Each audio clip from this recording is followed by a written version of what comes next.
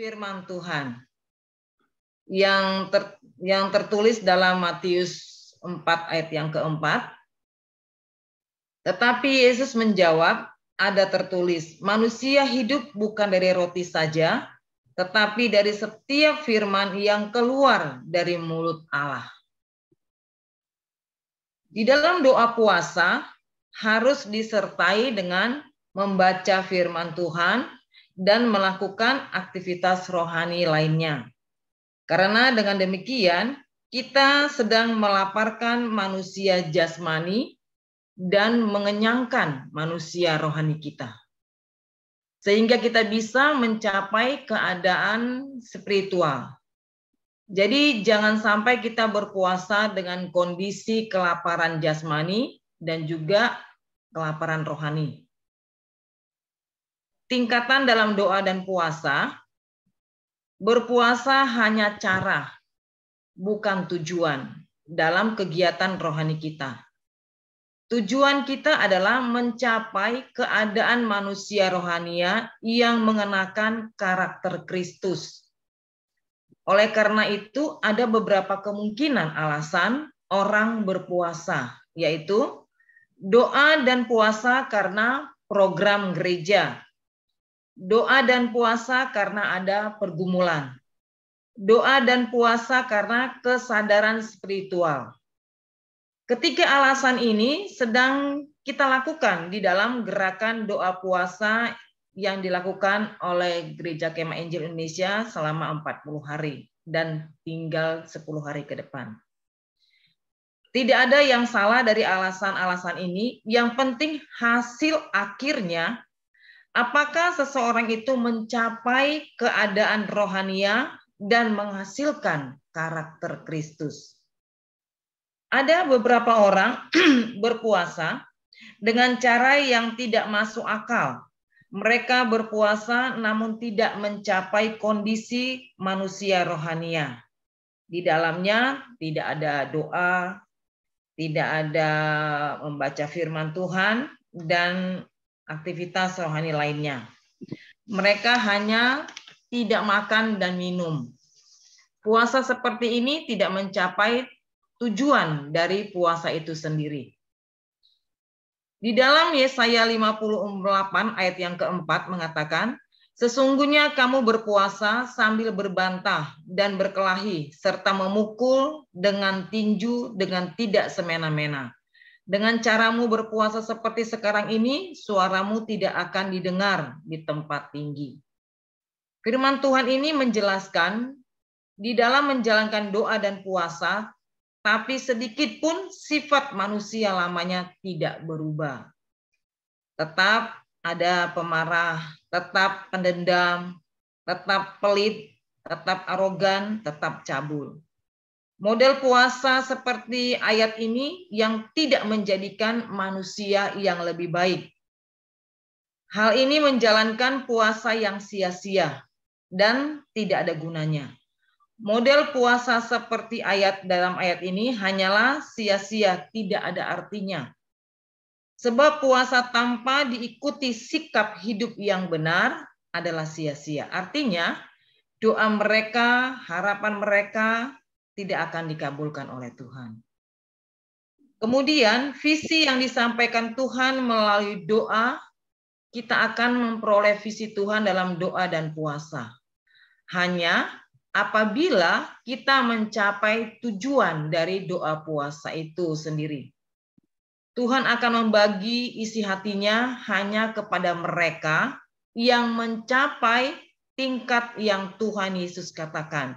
Di dalam Yohanes 15 ayat 1-8, akulah pokok anggur yang benar dan Bapakulah penguasanya, setiap ranting padaku yang tidak berbuah, dipotongnya, dan setiap ranting yang berbuah dibersihkannya, supaya ia lebih banyak berbuah. Kamu memang sudah bersih karena firman yang telah kukatakan kepadamu. Tinggallah di dalam aku dan aku di dalam kamu. Sama seperti ranting tidak dapat berbuah dari dirinya sendiri kalau ia tidak tinggal pada pokok anggur. Demikian juga kamu tidak berbuah jikalau kamu tidak tinggal di dalam aku. Akulah pokok anggur dan kamulah ranting-rantingnya. Barang siapa tinggal di dalam aku dan aku di dalam dia, ia berbuah banyak. Sebab di luar aku kamu tidak dapat berbuat apa-apa. Barang siapa tidak tinggal di dalam aku, ia dibuang keluar seperti ranting dan menjadi kering. Kemudian dikumpulkan orang dan dicampakkan ke dalam api lalu dibakar. Jikalau kamu tinggal di dalam aku dan firmanku tinggal di dalam kamu, mintalah apa saja yang kamu kehendaki dan kamu akan menerimanya. Dalam hal inilah Bapakku dipermuliakan, yaitu jika kamu berbuah banyak dan dengan demikian kamu adalah murid-muridku. Jadi saudara, Tuhan membagi isi hatinya hanya kepada mereka yang mencapai tingkat yang Tuhan Yesus katakan, tinggallah di dalam aku dan aku di dalam kamu. Karena apa saudara? Karena di luar Tuhan kita tidak dapat berbuat apa-apa. Yang menjadi kesimpulan firman Tuhan pada malam hari ini, marilah kita berdoa dan berpuasa dan capailah tujuan dari puasa itu sendiri, yaitu karakter Kristus. Maka Allah akan membagi isi hatinya dengan kita karena Dia tidak menyebut kita lagi sebagai hamba, melainkan sahabat. Karena hanya dengan menjadi sahabatnya lah Tuhan akan berbagi isi hatinya. Amin. Sebelum saya tutup dalam doa, saya mau bersaksi. Gerakan doa puasa yang sedang dilakukan di tahun 2022 sampai 2023 ini yang dilakukan oleh Gereja Kemah Injil Indonesia. Sekalipun ini menjadi program Gereja Kemah Injil, tapi di dalamnya kita sama-sama bergumul mendoakan pekerjaan Tuhan yang ada di dunia ini. Kita diberkati yang melakukannya dan Tuhan dipermuliakan di dalamnya. Di dalam doa puasa ini Tuhan menjawab doa saya pribadi satu persatu. Di tahun 2021 suami saya kena stroke dan saya hanya bisa berdoa dan puasa, dan waktu dilakukan gerakan doa puasa ini saya bersyukur sekali. Sepertinya saya merasakan kekuatan yang luar biasa. Ada bergandengan tangan satu dengan yang lain, kita sebagai anak-anak Tuhan yang ada dalam dunia ini, berdoa puasa, selain bergumul untuk pekerjaan Tuhan, maupun bergumul buat pergumulan pribadi. Tuhan bekerja dan terus sedang bekerja menyembuhkan suami saya.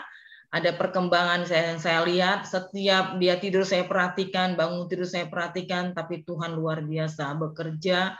Dan Tuhan campur tangan dengan luar biasa. Dan di saat mengalami hal demikian, saya juga hanya bisa berserah untuk pendidikan kedua putra-putri kami. Saya katakan, Tuhan, kami hidup hanya dengan anugerah.